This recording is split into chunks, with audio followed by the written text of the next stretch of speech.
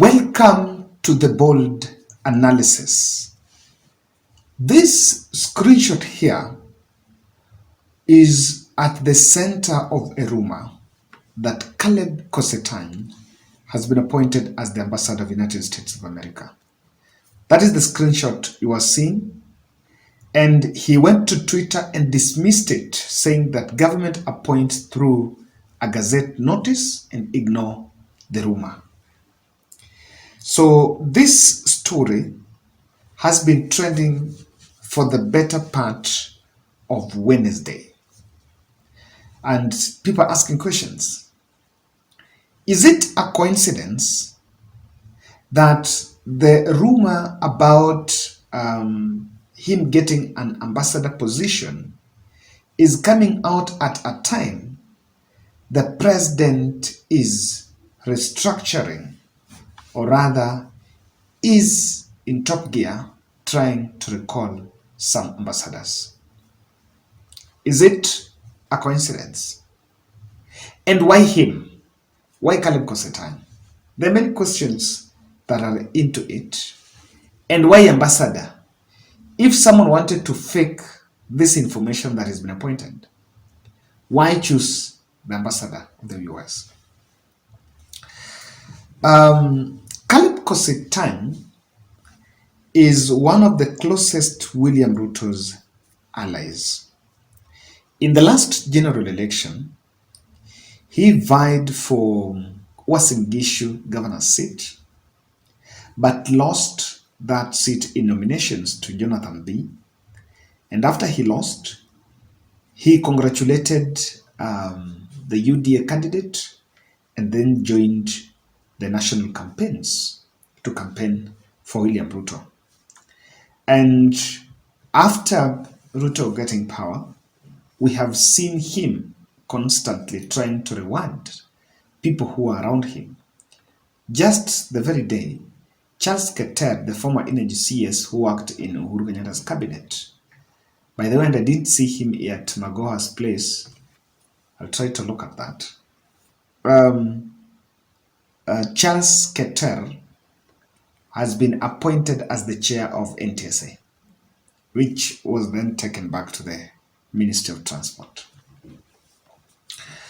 I want to believe that appointment has been effected by the signature of Kipchumba Murkomen. So it is not a coincidence that really he's been out. He also applied for the CAS positions. Is it Cabinet Assistant Secretary, if I'm not wrong, position? One position that Purity Ngirishi and Malalas are waiting for. But the case is still dragging in court because someone went to court to challenge the legality of that program, of that position in the constitution. So in his response, he neither denied nor accepted, but he's just saying that ignore the rumor appointing authority unless it is gazetted by the president. So Alfred, and I'm saying, let's look at this. Alfred Mutua, the Foreign Affairs CAS, confirmed last week that President Ruto is planning restructuring of Kenya's diplomatic and team missions on fulfilling, and is supposed to recall 30 ambassadors and high commissioners in the first phase of that process. Number one thing, in the spirit of the power sharing deal between Ruto, Musalia and Mudavadi, there was a clause somewhere that Musalia and I think Wetangula was supposed to get 30% of government share, starting from cabinet, which did not work, it was not there, parastatals and even ambassadors. So I want to believe this could be part of that strategy to make sure that some appointments are made to obey that document. Now, this comes afresh. This prevents this reshuffle presents a very good opportunity for President Ruto, who has constantly taken that as the root of his leadership, to reward close allies who might have missed out on cabinet and principal cabinet appointments. Alfred Mutua is saying that the process will not be driven by revenge or unfair treatment, but he assured that changes will be clear, fair, and will not be punitive.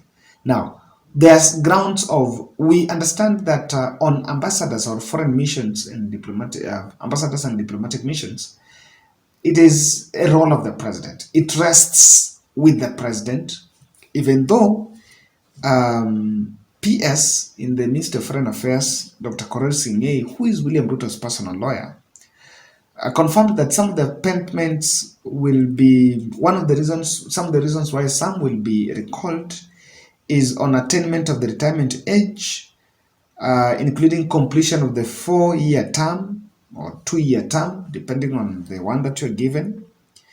But remember, that role is rests with the president. According to him, about 20 envoys have exceeded the 48-month service period and will be recalled, while 6 ambassadors are over 60 years old and will also be called back unless in some exceptional circumstances. That is what is happening back home. So, to get an ambassador in US, the fact that that rumor is rolling here, it's for you. You are on the chopping board. I will not be shocked. I was reading at how he was got that position when President Ruto, President Uhuru Kenyatta appointed Robinson Njeri Githai in 2014 and served on a 5-year term between 2014 to, I think that was 2019. Then Njeri Githai was moved to Vienna. Then Lazarus Amayo took over on, I think, some acting capacity. Lazarus Amayo was also the Kenyan UN envoy. Then he was appointed in May 2019 on acting, was appointed by the president. Then Trump confirmed his appointment a year later, that is in 2020 July.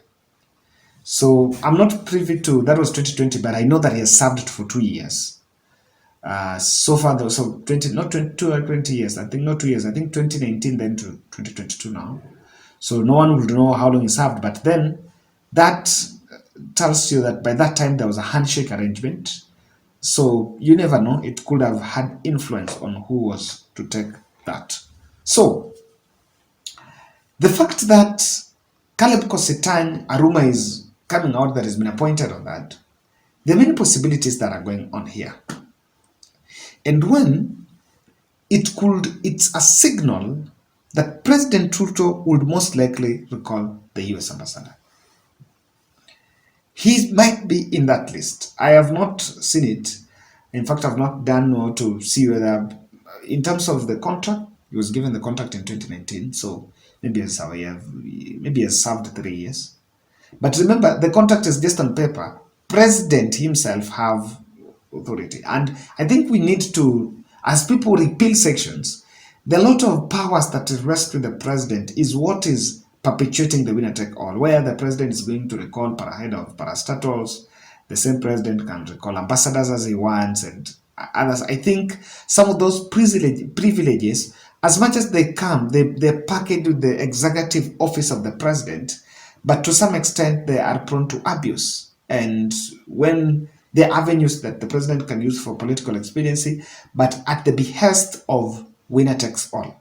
So there are some of privileges that perpetuates winner takes all. Now, one probability is that the US ambassador might be recalled. Number 2, this rumor could signal that there is a serious lobbying for those ambassadorial positions. Serious lobbying. And maybe Caleb Kositany was trying to signal to the president that that's what he wants. Naomba kazi. Anataka hiyo. Because, you know, that I've tried even to look for that tweet, the original tweet, or rather the Facebook page where that appeared. I'm not seeing it. And then it did not become a big thing. Niye mwenye tu respond after responding, the story kind of disappeared. So, there is no way that rumor did not start. Someone did not just wake up someone, say, today, Caleb Kositany, sababu hakuna kitu imefanyika, so there is no trigger to that story. That story must have come from himself.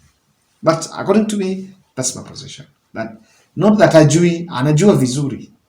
And there could be serious lobbying for those ambassadorial positions. And this lobbying, the big thing is that document of Mudavadi power sharing deal with Kenya Kwanza team. When it's coming up, Ruto might want to maybe provide and give out some of his allies. But then the lobbying is becoming intense because both Musalia Mudavadi and Moses Wetangula, if they still have the audacity and if their clout, they still have the potency, then they're trying to push. Now, one thing was happening here. He's simply revealing his area of interest and is testing waters on what Kenyans will think about it, or psychologically trying to prepare the US ambassador that, look here, I am coming for that position. I don't know what to take. Do you take this as rumors? It's not casual. If you take it rumors, it's a bit casual, because the truth of the matter here is Ruto is recalling some ambassadors, and you never know who can fall within that chopping board. US is a very integral player in William Ruto's presidency. So far, I can't count countless times that Meg White has been visiting the president and the deputy in many aspects. The decisions that have been made in this country in terms of what happened in the last general elections are really binding. So US it's at the center of Ruto's plan, looking at his interaction. When he went there, he got some special treatment, and you never know. He also gave the nod on the GMO. There's just been a lot that is going on, and Ruto wants to tap into the diaspora community. And again, because he wants to, the diplomatic mission is the eye of the president in these foreign countries, he also wants to stamp out and get his influence in the foreign world. In that regard, you need also people who are around. However, some of these positions, like for the ambassador, ni vizuri sana urushe mtu ambaye hutaki afanye local politics hapa. Because ukipelekwa US, this is a guy, gentleman who was vying for governor. Most probably, you're taken for ambassador position, you may not come back here and vie, because you shall have lacked the touch with the people. Wewe ulikuwa uko ambassador, so kama unaishi huko, when you come back and start campaigning, it means you're starting very green. And then as ambassador, you will not be an ambassador of a country, but then you keep on commenting about Raila rallies and how Uhuru Kenyatta is not paying taxes and this and that. But those are the things that make you have a conversation with the people of Kenya. So there are very tricky positions that sometimes can be given so that your political potency goes down. And that's why I may not be shocked to see some of unfamiliar faces or key hardcore politicians that were in the campaign trail in the last general election getting dropped in some of these positions.